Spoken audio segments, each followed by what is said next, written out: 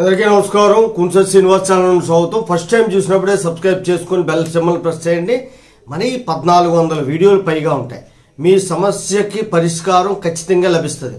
High court supreme court judgements అనేవి చాలా important. ఇది గుర్తుపెట్టుకొని మీకు అవసరమైనవి సేవ్ చేసుకోండి. ఈరోజు ముఖ్యాంశం ఏంటంటే ప్రణీత్ రావు అనేటువంటి ఒక DSP rank officer phone tapping అనేటువంటిది చేశారు.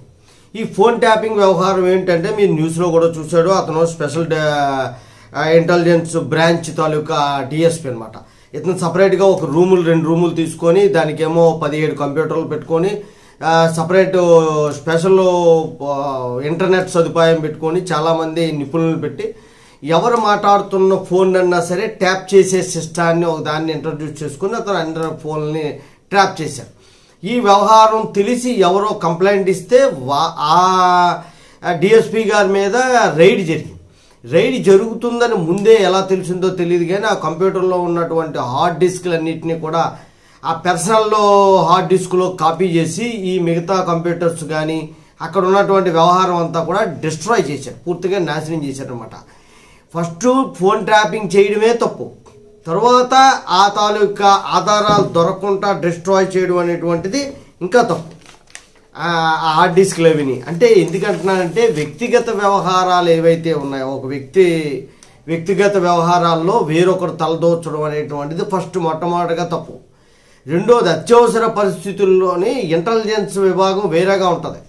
వీళ్ళకి సంబంధం లేదు, పోలీస్ సంబంధం లేదు, సెంట్రల్లో విజిలెన్స్ వాళ్ళు చూసుకుంటారు. ఈ ఫోన్ ట్యాపింగ్ ఎవరికి పెట్టాలి, ఏ కారణాలతో పెట్టాలని చూడాలి. లేకపోతే కొన్ని పరిస్థితుల్లో కోర్టు పర్మిషన్ తీసుకుంటారు, లేకపోతే హైయర్ అథారిటీస్ పర్మిషన్ తీసుకుంటారు. ఇది ఈ తీవ్రవాదం సంబంధించినవి ఇలాంటి వాటిల్లో చేస్తారు. ఇతను ఏం చేశాడంటే అక్కడ మాట్లాడుకునే రాజకీయ నాయకుల తాలూకు అన్ని ఫోన్లని ట్యాప్ చేయడం అనేటువంటిది చేశారు. అరెస్ట్ చేశారు, కోర్టులో ప్రొడ్యూస్ చేశారు. అక్కడ సీసీటీవీ కెమెరాలు ఇవన్నిటిని కూడా ధ్వంసం చేయడం కూడా జరిగింది. నేను ఎందుకు చెప్తున్నాను ఈ విషయం, న్యూస్లో వచ్చి ఉంటుంది, పేపర్లో కూడా మీరు చూసుంటారు. పోలీసులే మనం మాట్లాడుకున్న వ్యక్తిగత స్వేచ్ఛని మన తాలూకా వ్యవహారాలని వాళ్ళ చేతుల్లో తీసుకుంటే మనం ఉంటాయి వాళ్ళ దగ్గర. సాఫ్ట్వేర్ అనేది ప్రభుత్వం వాళ్ళకి ఇచ్చింది దేనికంటే మంచికి ఉపయోగపడి. ఇప్పుడు నేను మాట్లాడుతున్న సెల్ ఫోను, నేను ఎక్కడికి వెళ్తున్నానో సెల్ ఫోన్ ట్రాప్ చేయడం, ఏ ఏరియాలో ఉన్నామో లొకేషన్ చూడడం, ఇవన్నీ కూడా వాళ్ళు అన్నెసరీగా చేసుకుంటే మన తాలూకా ప్రైవసీ పోయినట్టే. వాళ్ళ మీద చట్ట ప్రకారం వాళ్ళ మీద చర్యలు తీసుకోవచ్చు. మన ఫోన్ని ఎవరైనా ట్యాప్ చేశారని కానీ మన తాలూకా లొకేషన్ని ట్రాప్ చేస్తున్నారు without permission of the court అని కానీ ఎవరైనా భావిస్తే వాళ్ళ మీద కంప్లైంట్ చేయొచ్చు. ఎవరైనా సరే వాళ్ళ మీద సీరియస్ యాక్షన్ ఉంటుంది. తర్వాత మీకు ఈ విషయం తెలియజేయడం కోసం అంటే ఎవరైనా అనుమానం వస్తే ఇమీడియట్గా సైబర్ క్రైమ్ పోలీస్ కంప్లైంట్ ఇవ్వండి. ఇస్తే మీకు ఖచ్చితంగా దాని తాలూకా పరిష్కారం అనేటువంటి లభిస్తుంది. జై హింద్, భారత మాతా కీ జై.